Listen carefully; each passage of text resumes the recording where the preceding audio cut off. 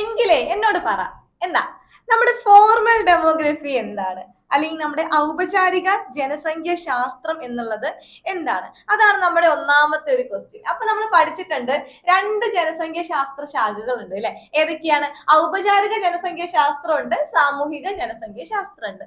നമ്മുടെ ക്വസ്റ്റ്യൻ എന്താ മക്കളെ? നമ്മളോട് ചോദിച്ചിട്ടുള്ളത് ഔപചാരിക ജനസംഖ്യ ശാസ്ത്രം എന്താന്നുള്ളതാണ്. നമുക്കപ്പോ ഏറ്റവും ഈസി ആയിട്ട് എങ്ങനെ ആലോചിച്ച് വെക്കാം? വേറെ ഒന്നുമില്ല, നമ്മുടെ ജനസംഖ്യ സൂചകങ്ങൾ ഉണ്ടല്ലോ, അതായത് എന്താ, പ്രായഘടന ഉണ്ട് അല്ലെ? നമ്മളൊരു പ്രദേശത്തെ ആൾക്കാരെ പ്രായഘടനയുടെ അനുസരിച്ച് നമ്മൾ അളക്കാറുണ്ട്. ഇപ്പൊ ഒരു പ്രദേശത്ത് 1000 പേരുണ്ടെങ്കിൽ നമ്മൾ എങ്ങനെയൊക്കെ അവരെ അളവുകൾ എടുക്കും? പ്രായത്തിന്റെ ബേസിൽ 1000 പേരിൽ എത്ര കുട്ടികളുണ്ട്, എത്ര മുതിർന്നവരുണ്ട്, അങ്ങനെ നമ്മൾ നോക്കാറുണ്ട്. അതുപോലെ തന്നെ എന്താ, എത്ര സ്ത്രീകളുണ്ട്, എത്ര പുരുഷന്മാരുണ്ട് നമുക്ക് നോക്കാൻ പറ്റും അല്ലെ?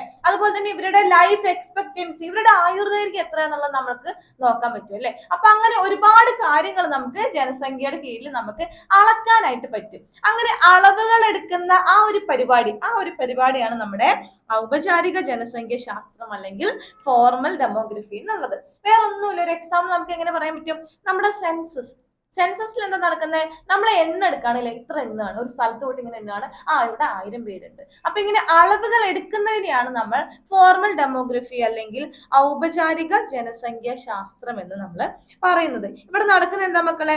Measure and analyse factors of population change. ജനസംഖ്യാ മാറ്റത്തിന് കാരണമാവുന്ന സൂചകങ്ങളുടെ എണ്ണം എടുക്കുന്നതാണ് നമ്മുടെ ഫോർമൽ ഡെമോഗ്രഫി അല്ലെങ്കിൽ ഔപചാരിക ജനസംഖ്യ ശാസ്ത്രം എന്നുള്ളത്. അങ്ങനെയാണെങ്കിൽ വേറൊരു ക്വസ്റ്റ്യൻ, നമ്മുടെ സോഷ്യൽ ഡെമോഗ്രഫി അല്ലെങ്കിൽ സാമൂഹിക ജനസംഖ്യ ശാസ്ത്രം എന്തായിരിക്കും? വേറെ ഒന്നുമല്ല, നമ്മൾ ഔപചാരിക ജനസംഖ്യ ശാസ്ത്രത്തിൽ എന്താ ചെയ്തത്? നമ്മൾ അളവുകൾ എടുത്തു അല്ലെ? നമ്മളൊരു സ്ഥലത്ത് പോയിട്ട് നോക്കുകയാണ്. ഔപചാരിക ജനസംഖ്യ ശാസ്ത്രത്തിൽ എന്താ, നമ്മളൊരു സ്ഥലത്ത് പോയിട്ട് ആൾക്കാരുടെ എണ്ണം എടുക്കുകയാണ്. അപ്പൊ എനിക്ക് എത്ര കിട്ടി? ഒരു സ്ഥലത്ത്, ഒരു പ്രദേശത്ത് ഒരു 1000 പേരുണ്ടെന്ന് കിട്ടി.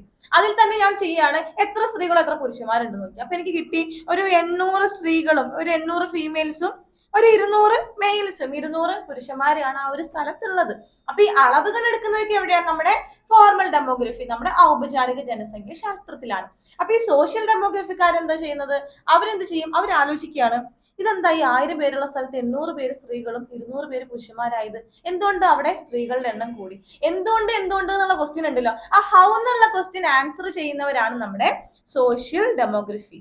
അതായത് എന്തുകൊണ്ട് ഒരു സ്ഥലത്ത് സ്ത്രീകളുടെ എണ്ണം കൂടി, അല്ലെങ്കിൽ എന്തുകൊണ്ട് ഒരു സ്ഥലത്ത് പുരുഷന്മാരുടെ എണ്ണം കൂടി, എന്തുകൊണ്ട് ഒരു സ്ഥലത്തുള്ള ആൾക്കാരുടെ ആയുർദൈർഘ്യം, ലൈഫ് എക്സ്പെക്ടൻസി ഇത്രയ്ക്ക് അധികം കുറഞ്ഞു പോയി, അങ്ങനെ എന്തുകൊണ്ട് എന്നുള്ള ക്വസ്റ്റ്യൻ അതിന് ആൻസർ ചെയ്യുന്നതാണ് നമ്മുടെ സോഷ്യൽ ഡെമോഗ്രഫി അല്ലെങ്കിൽ നമ്മുടെ സാമൂഹിക ജനസംഖ്യ ശാസ്ത്രം എന്നുള്ളത്. അപ്പൊ ഇത്രയേ ഉള്ളൂ നമ്മുടെ രണ്ട് ശാഖകൾ, രണ്ട് ബ്രാഞ്ചസ്. ഏതൊക്കെയായിരുന്നു? നമ്മുടെ ഔപചാരിക ജനസംഖ്യ ശാസ്ത്രം അല്ലെങ്കിൽ ഫോർമൽ ഡെമോഗ്രഫി ഉണ്ട്, അതിന്റെ കൂടെ തന്നെ നമുക്ക് സോഷ്യൽ ഡെമോഗ്രഫി ഉണ്ട് അല്ലെ? അല്ലെങ്കിൽ നമ്മുടെ സാമൂഹിക ജനസംഖ്യ ശാസ്ത്രം ഉണ്ട്. അപ്പൊ ഈസി ആയിട്ട് ആ രണ്ട് കോൺസെപ്റ്റും കിട്ടിയില്ലേ? ഫോർമൽ ഡെമോഗ്രഫിയിൽ നമ്മൾ എണ്ണം എടുക്കുന്നു, സോഷ്യൽ ഡെമോഗ്രഫിയിൽ നമ്മൾ എന്തുകൊണ്ട് ഇത്ര എണ്ണമായി നമ്മൾ ആലോചിച്ച് തലയൊക്കെ ഉണ്ടാക്കി ആ പരിപാടികളൊക്കെ ചെയ്യുന്നു. അപ്പൊ ഇത്ര രണ്ടെണ്ണമാണ് നമ്മുടെ ഡെമോഗ്രഫിക്ക് അകത്ത് വരുന്ന രണ്ട് ബ്രാഞ്ചസ്. അപ്പൊ നമുക്ക് നെക്സ്റ്റ് സെഷനിൽ മിസ് അടുത്ത കുറച്ച് ക്വസ്റ്റ്യൻസ് ആയിട്ട് വരാം. അപ്പൊ അതുവരെ എല്ലാവർക്കും ബൈ.